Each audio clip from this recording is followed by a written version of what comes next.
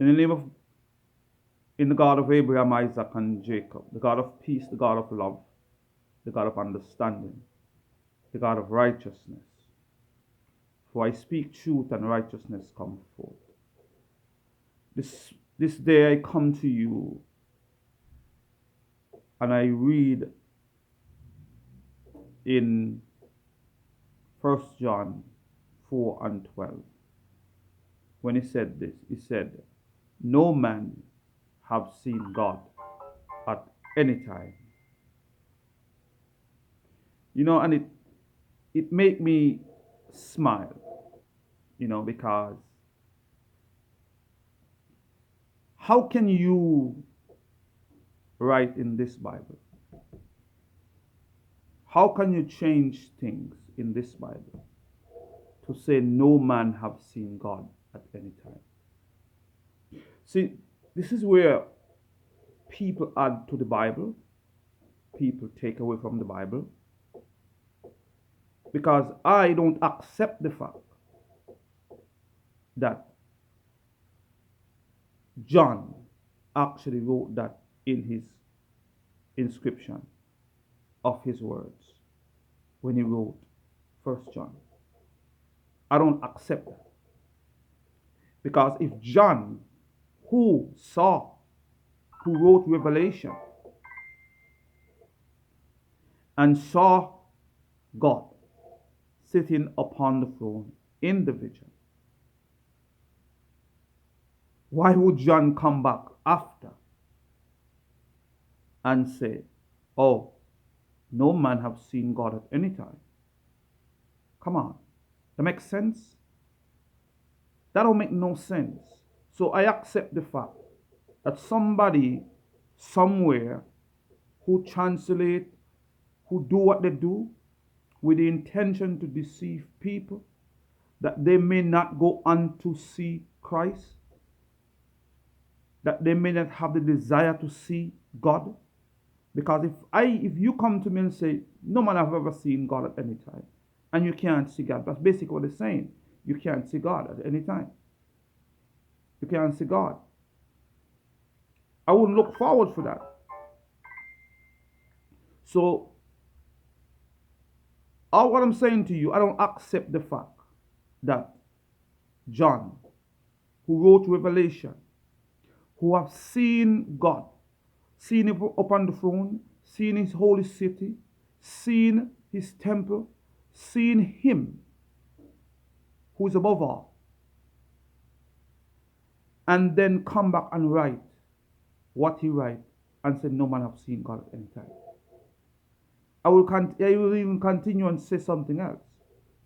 We go back to Moses. Moses made clear that he saw God. He made clear that he saw God. And not only that, he point out and he show you, guess what happened? God spoke to him and let him know that I'm not going to show you my face. I will show you my back as I pass by. But he saw. So to say that no man have seen God at any time, that's just pure words of men who never seen God, who impute those words inside there so that we as a people will not look forward to see God in this lifetime. But remember this, that God's intention is for you to see him. That's why he said only the pure in heart shall see him, shall see God. That's what Jesus said. Only the pure in heart shall see God. And John even went so far as said, when you see him, the same thing, this is when you shall appear with him. It's about seeing God. When you see God, you hear. It's about seeing him. So I just want to say that this morning, because there's something that need to be destroyed. Certain things that need to be removed from the mind. Because it makes us believe that we cannot see God. Because they want us to believe that so they could say what they want to say and we accept it as true. But I say unto you that men supposed to, that's the intent of God, for all men to see the vision of God. All men to see it. And this is what this whole thing is about. This is how you know that Christ is in you, because you have seen it for yourself. It's not something that I tell you, you have seen it for yourself. But no man know the day or the hour when this will happen. No man. All you have to do is truly, truly, truly desire to know God. And I will say this much to you. You come through from the beginning of the Bible all the way through until you reach Revelation. You see every prophet. All the prophets saw him. All the prophets saw him. All of them. They saw him. They saw him. They saw him who sits upon the throne. King David did. Solomon did. Isaiah did. When you talk about Ancient of Days, this is who they talk about. This is who they saw. You're telling me, then you come in 1 John 4 and 12 and said, no man have seen God at any time? All I could say to you, let no man deceive you. Just stand up and be what you're supposed to be. And know that God wants you to see him and hear him for yourself, that you may know him in the power of his resurrection. Because when you see him, you actually see the reflection of yourself, because he's on the throne. And when you see him, you see the reflection of yourself. Even so, this is where you are on that throne with him. This is why in Revelation he speaks about he who overcomes. When he overcomes, you will sit on the same throne as the Father. Understand? Because when you see him, it's basically the reflection of yourself.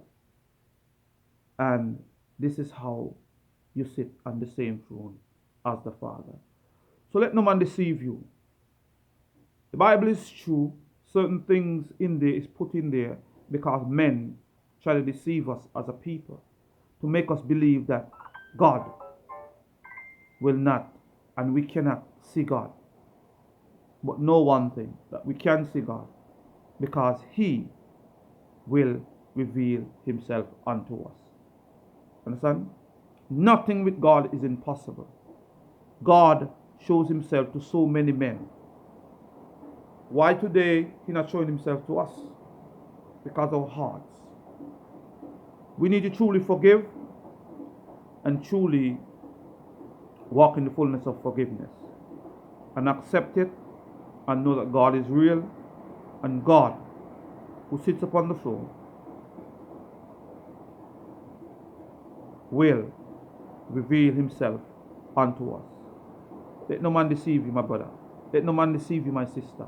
Let us go forth and time out. Time out. It's time out for the foolishness and truly desire to see God in this lifetime. Truly desire to see God in this lifetime. Clean up your act, that you may see God in this lifetime. Because when God reveals himself unto you, is for you as a person to go forth and minister his gospel. Understand? So, like he said this, when